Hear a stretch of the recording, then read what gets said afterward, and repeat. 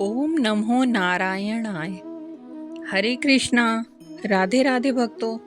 मैं सविता आगवानी अपने YouTube channel Savita भक्ति चैनल में आपका स्वागत करती हूँ। आइए आज हम आषाढ़ मास की शुक्ल पक्ष की एकादशी की कथा कहेंगे। इस एकादशी का नाम देवशयनी अथवा हरिशयनी एकादशी भी इसको कहते हैं। इसी आषाढ़ मास में उड़ीसा में जगन्नाथ जी की रथ यात्रा भी निकाली जाती है। इस रथ को अक्षय तृतीया को ही बनाना शुरू कर देते हैं। आइए इसी एकादशी से चातुर्य मास भी प्रारंभ हो जाता है। चातुर्य मास आरंभ होने से देवशयनी एकादशी अथवा हरिशयनी एकादशी का महत्व और अधिक बढ़ जाता है। इस एकादशी से भगवान विश्राम करते हैं और सारे संसार का भार 4 महीनों के लिए भगवान शिव को सौंप देते हैं, जिसे हम सभी चौमासा के नाम से जानते हैं। तो श्री कृष्ण भगवान जी को याद करते हुए कथा शुरू करते हैं।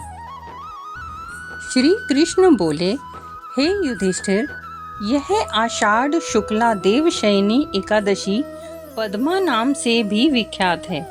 इसकी कथा ब्रह्मा जी ने नारद जी से कही थी, वही मैं तुमसे कहता हूँ। इस एकादशी का व्रत करने से समस्त पाप नष्ट हो जाते हैं। जो व्यक्ति इस व्रत को नहीं करते वे नरकगामी होते हैं। इस व्रत के करने से भगवान विष्णु प्रसन्न होते हैं। अतः अब तुम इसकी पौराणिक कथा सुनो। सतयुग में सूर्यवंश में मानधात नाम का एक चक्रवर्ती राजा राज्य करता था। वह सत्यवादी और महान प्रतापी था। अपनी प्रजा का पुत्र की तरह पालन किया करता था। उसके राज्य में प्रजा धन धान्य से भरपूर और सुखी थी। प्रजा धर्म परायण होकर एवं शांति से रहती थी। राज्य में कभी भी अकाल नहीं पड़ता था, परंतु एक बार 3 वर्ष तक वर्षा नहीं हुई। परिणाम स्वरूप अकाल पड़ गया। प्रजा अन्न की कमी के कारण दुखी हो गई। अन्न न होने से यज्ञ आदि भी नहीं हो पा रहे थे। दुखित पीड़ित प्रजा राजा के पास पहुंची। राजा से कहा कि हे राजन, सारे संसार की समृद्धि का आधार अन्न है, जो वर्षा से प्राप्त होता है। वर्षा न होने से राज्य में अकाल पड़ा है। सारी प्रजा त्राही त्राही पुकार रही है। इसीलिए आप कृपा करके कोई ऐसा उपाय कीजिए जिससे हमारा कष्ट दूर हो जाए। राजा मानधाता कहने लगे कि मैं कुछ प्रयत्न अवश्य करूंगा। इतना कहकर राजा कुछ सेना को साथ लेकर वन की तरफ चल दिया। वह विभिन्न आश्रमों का भ्रमण करता हुआ ब्रह्मा जी के पुत्र अंगिरा ऋषि के आश्रम में जा पहुंचा। राजा ने घोड़े से उतरकर अंगिरा ऋषि को प्रणाम किया। मुनि ने राजा को आशीर्वाद देकर कुशल क्षेम पूछकर राजा से आश्रम में आने का कारण पूछा। तब राजा ने हाथ जोड़कर विनय भाव से कहा कि भगवान, सब प्रकार से धर्म का पालन करने पर भी मेरे राज्य में अकाल पड़ा हुआ है। इससे प्रजा अत्यंत दुखी है। राजा के पापों के प्रभाव से ही प्रजा को कष्ट मिलता है, ऐसा शास्त्रों में लिखा हुआ है। जब मैं धर्मानुसार राज्य करता हूँ तो मेरे राज्य में अकाल क्यों पड़ा? इसका क्या कारण है? मुझे ज्ञात नहीं। कृपया मुझे अकाल का कारण बताएं। मेरा संदेह दूर करें।